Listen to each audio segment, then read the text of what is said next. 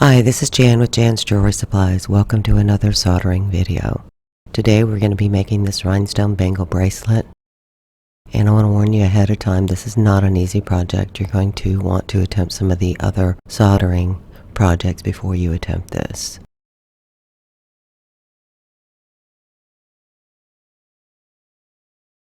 I'm going to be using 3 strands of 38SS rhinestone chain. Each one has 27 stones. And I'm going to show you how I determine the length. I'm going to make a strip of thin cardboard that is just a little over an inch wide. I'm just going to mark the cardboard on both sides of my ruler and go ahead and cut that out. I'm just using a cardboard envelope that I had on hand. You can use poster board. It's about the thickness of poster board. And I'm just going to make a circle out of it and see what size will fit my wrist. And once I've determined that size, I'm just going to go ahead and tape it. Once I've taped the cardboard, I'm just going to go ahead and check it again and see if the fit is still good.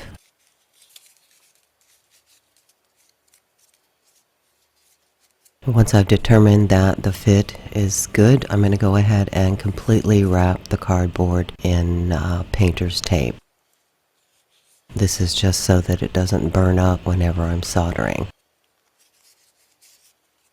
I've gone ahead and cut a couple more strips of cardboard and wrapped them in the painter's tape. One of them is going to be about 2/3 the size of the inside, and one of them is going to be about 2 inches larger than the outside of the base. And these are going to be used to brace the chain while I'm soldering. To determine how much rhinestone chain I'm going to need, I'm going to go ahead and measure the outside of the base.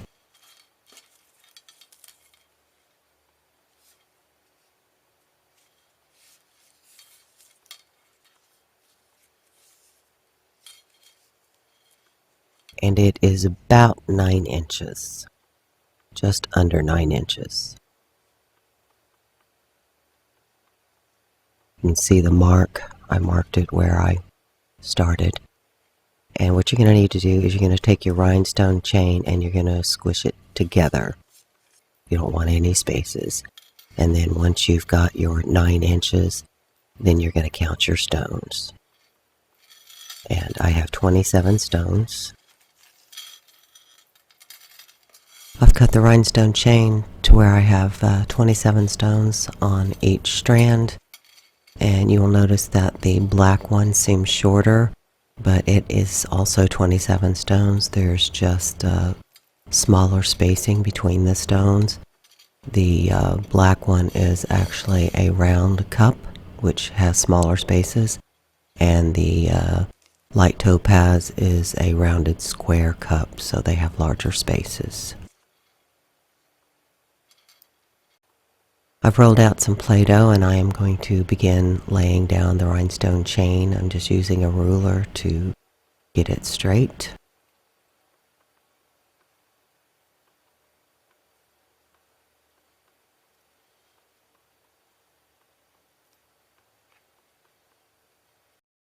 Now that I have the 3 chains laid out and they are straight and even, we are going to begin soldering. And we are going to solder from top to bottom the 3 stones, just linking the chain together. You can see from the diagram the 3 stones that we're going to be soldering. And you do not want to solder in between the spaces. That will be done later once we curve the bracelet.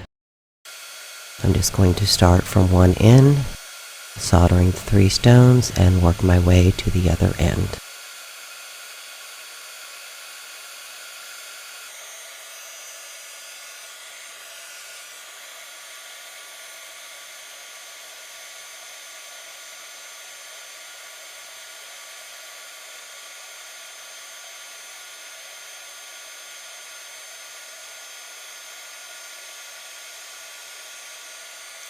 Now that I have my 3 chains soldered together, I'm going to set them aside, and I'm going to turn the PlayDoh over and I'm going to reuse it And I'm just going to roll it back out. And I think I'm just going to go ahead and use this in strips to put around the base that I'll be using. And I'm just going to go ahead and use the ruler to mark and to cut the Play-Doh. And I just want it about the same width or depth of the base that I'm going to be using.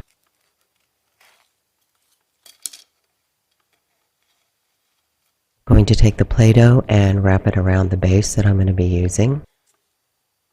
And this is just so that the rhinestone chain sticks to it and doesn't move too much. It doesn't have to be absolutely perfect. It does need to be flat though. I'm just piecing it together.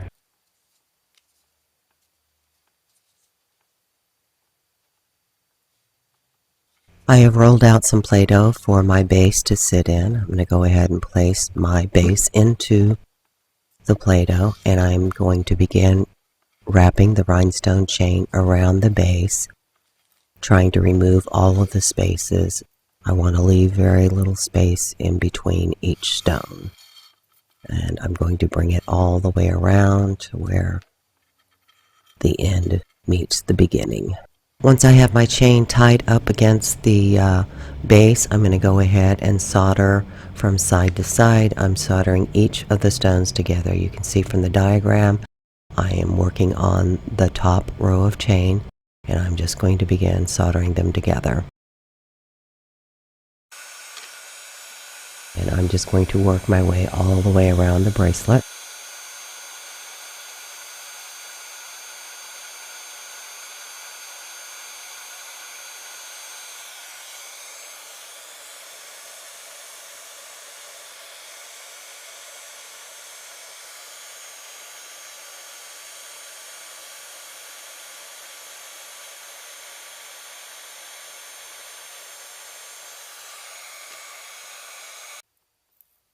Now that I've finished soldering the top, I've removed the bracelet and I'm going to turn it over and do the same thing to the bottom. And put the bracelet on the base and get it as tight as I possibly can.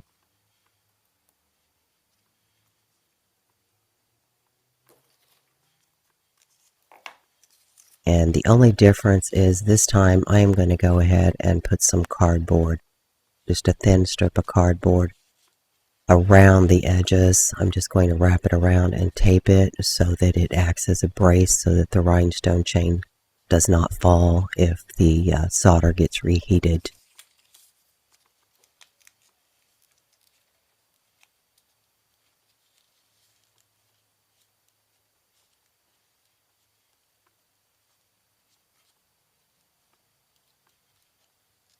Okay, I have the cardboard taped tight around the rhinestone chain so I can begin soldering. And I'm just going to do the same thing as I did on the top. I'm just soldering each of the rhinestone chains together.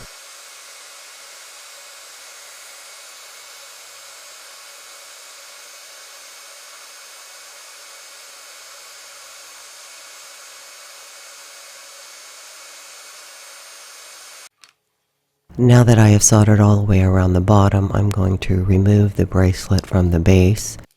Actually, I need to allow it to cool just a little bit more. And then I'm going to remove it from the base.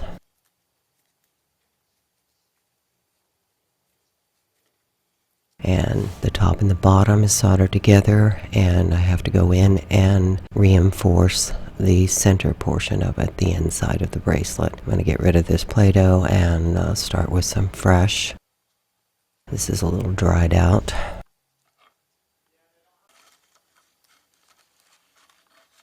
I'm taking the longer piece of cardboard that I taped at the beginning of the video, and I'm wrapping it around the bracelet as tight as I can, and I'm going to tape it together, and I'm going to lay this down in the Play-Doh.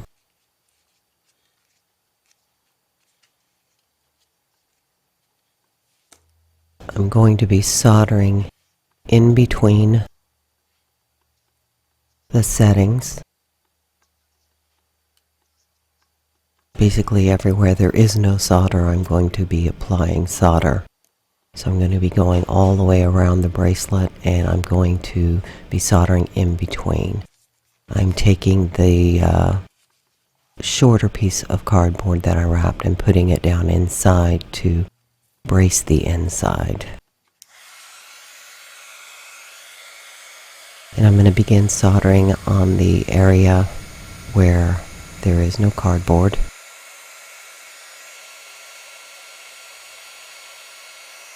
Just going to solder in between each one of the links or the settings.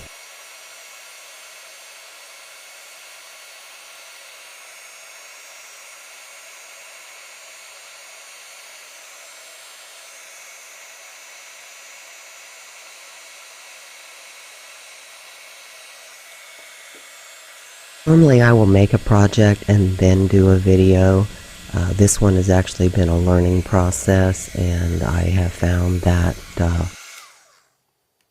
I have left too much room with this cardboard in the center. I need to brace this all the way around and leave only one row of rhinestones open because it is coming unsoldered. So I'm taking another little piece and adding on to this, and I'm just going to solder one section at a time. And this is going to be a very slow process because I'm going to have to solder and then let it cool and then move the cardboard, that is. So I'm only leaving a tiny little space, which is enough for little more than one row of rhinestone chain. Turn this around here so you can see how much space I've left open. Actually, it's right about 2 rows, which is actually kind of pushing it.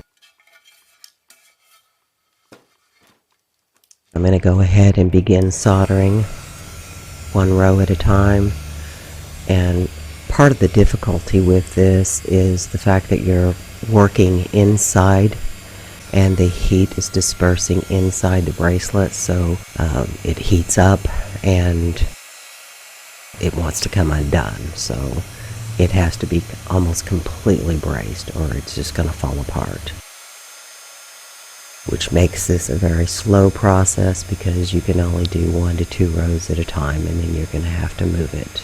Right now I'm working on 2 rows.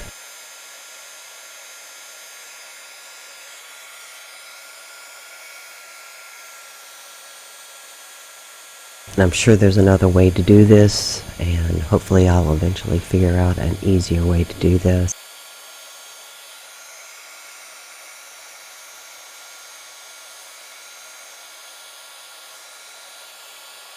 I've soldered all the way around the bracelet, doing 1 row at a time, allowing it to cool in between each row, which is pretty time consuming.